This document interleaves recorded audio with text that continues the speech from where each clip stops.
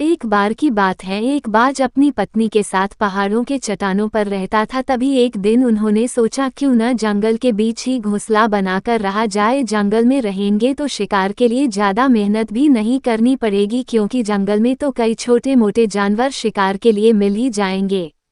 यह सोचकर बाज के इस जोड़े ने जंगल के एक सबसे ऊंचे पेड़ पर अपना घोंसला तैयार करना शुरू कर दिया।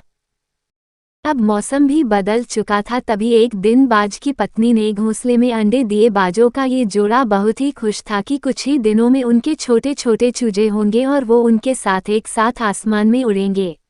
अब बाज अपनी पत्नी को अंडों के पास छोड़कर अकेले ही शिकार के लिए निकल जाता था और उसकी पत्नी घोंसले में रहकर अंडों की देखभाल करती थी। एक दिन जैसे ही वह बाज शिकार के लिए निकला तो उसने अपने घोंसले वाले पेड़ के ठीक नीचे ही एक चूहे को देखा। बाज ने एक ही झटके में उस चूहे को अपने पंजों में दबोच लिया। तभी चूहा अपनी मौत को सामने देखकर घबरा गया और बोला, बाज भाई, आप तो पक्षियों के राजा हैं, मुझ पर दया करो। मेरे जैसे छोटे चूहे को खाकर आपकी भूख शांत नहीं होगी। अगर आप मेरी जान बख्श दो तो मैं आपको एक ऐसी बात बता सकता हूँ जो आपके और आपके परिवार के बहुत काम आएगी।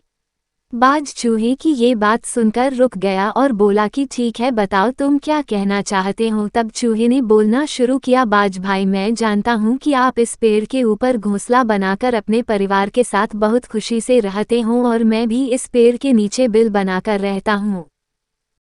तो बात यह है कि इस पेड़ की जड़ें बिल्कुल खोखली हो चुकी हैं और इन जड़ों की पकड़ जमीन पर बहुत कमजोर हो गई है, इसलिए यह पेड़ किसी भी समय गिर सकता है। तो बाज भाई, आप इस पेड़ को छोड़कर अपने परिवार के साथ कहीं और घोंसला बना लीजिए, वरना ये पेड़ कभी भी गिर गया तो इससे आपके परिवार को बहुत ही भारी नुकसान हो सकता है। तभी बाज ने गुस्से में कहा कि तुम सिर्फ अपनी जान बचाने के लिए ऐसा कह रहे हो। मैं पक्षियों का राजा, भला तुम जैसे छोटे मोटे जानवर की बात पर विश्वास क्यों करूं। मैं इतना ताकतवर हूं कि अगर मेरे परिवार पर कोई मुसीबत आ भी जाए तो मैं अकेला ही उसे संभाल लूंगा। लेकिन हाँ, तुम्हारी एक बात सही है कि तुम जैसे छोटे जानवर को खाकर मेरा जरा भी पेट नहीं भरेगा, इसलिए मैं तुम्हें छोड़ रहा हूँ। चूहा जानता था कि ये पेड़ कभी भी गिर सकता है, इसलिए वह ये चाहता था कि बाज अपना घोंसला छोड़ दे। लेकिन बाज अपने घमंड के कारण चूहे की बात को अनसुनी कर देता है। लेकिन चूहे का मन ये सोचकर बहुत खुश था कि बाज ने उसे जिंदा छोड़ दिया था और उसे एक नई जिंदगी दी है। यह बाज का उस पर एक एहसान था। तभी अगले दिन जैसे ही बाज शिकार करने के लिए घोंसले से निकल पड़ा, वैसे ही पीछे से एक बड़ा नेवला पेड़ पर चढ़ गया और वह नेवला बाज के घोंसले तक पहुंच गया और अपने दांतों से बाज की पत्नी को डराने लगा।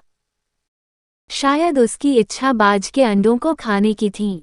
बाज की पत्नी ने भी वापस उस नेवले पर हमला किया, मगर बाज की पत्नी नेवले की इस हरकत से बहुत घबरा गई। तो जैसे ही बाज वापस अपने घोंसले पर आया तब उसकी पत्नी ने उसे सारी बात बताई और कहा, मुझे डर है कि वह नेवला फिर से हमारे अंडों पर हमला करेगा, इसलिए हमें जल्दी ही यह पेड़ छोड़ देना चाहिए, क्योंकि मैं अपने बच्चों से बहुत प्यार करती हूँ।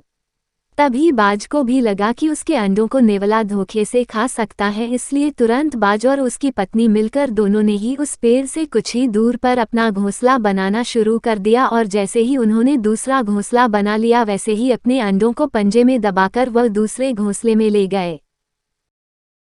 अब बाज और उसकी पत्नी दूसरे घोंसले में आराम से रहने लगे।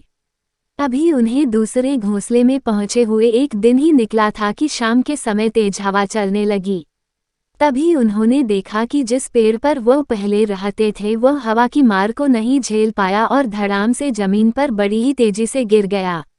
वो पेड़ अपनी जड़ों के साथ ही पूरी तरह उखड़ चुका था। तभी बाज को अचानक ही उस चूहे की कहीं बात याद आई कि चूहे ने कहा था कि वह पेड़ जड़ों से बहुत कमजोर है और कभी भी गिर सकता है। लेकिन अब तो वो बाज अपना घोंसला बदल चुका था, इसलिए बाज और उसका पूरा परिवार सुरक्षित था। तभी अगले दिन सुबह वह चूहा बाज के नए घोंसले के नीचे पहुंचा और उसने बाज को आवाज लगाई और कहा, क्यों बाज भाई, तुम्हारा पूरा परिवार अब सुरक्षित है न? चूहे के साथ वह नेवला भी था। चूहे और नेवले को एक साथ देखकर वह बाज सोच में पड़ गया। तब चूहे ने बोलना शुरू किया, हैरान मत हो पक्षियों के राजा बाज भाई, यह नेवला मेरा दोस्त है और इसने मेरी दोस्ती की खातिर ही तुम्हारे घोंसले पर हमला किया था और अपनी जान को जोखिम में भी डाला।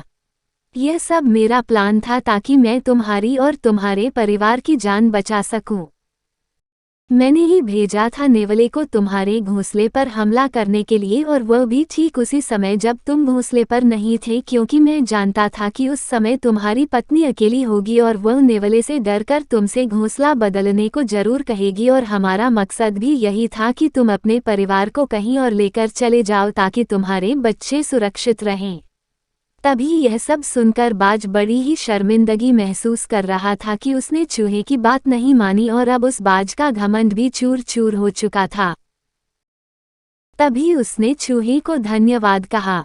तो दोस्तों, आज की कहानी हमें यह सिखाती है कि हम चाहे कितने भी काबिल, कितने भी होशियार या कितने भी ताकतवर ही क्यों न हो जाए, लेकिन हमें कभी भी अपने आप पर घमंड नहीं करना चाहिए और कभी भी किसी को छोटा या मामूली समझकर उसे कमजोर भी नहीं समझना चाहिए। दोस्तों, घमंडी बाज और चूहे की कहानी हिंदी कहानी को पढ़ने के लिए धन्यवाद। आपको ये कहानी कैसी लगी नीचे कमेंट करके हमें ज़रूर बताइएगा। अगर आपको ये कहानी पसंद आई हो तो अपने दोस्तों के साथ ज़रूर शेयर करें और ऐसी ही प्यारी कहानियाँ सुनने के लिए हमारे YouTube चैनल से जुड़े।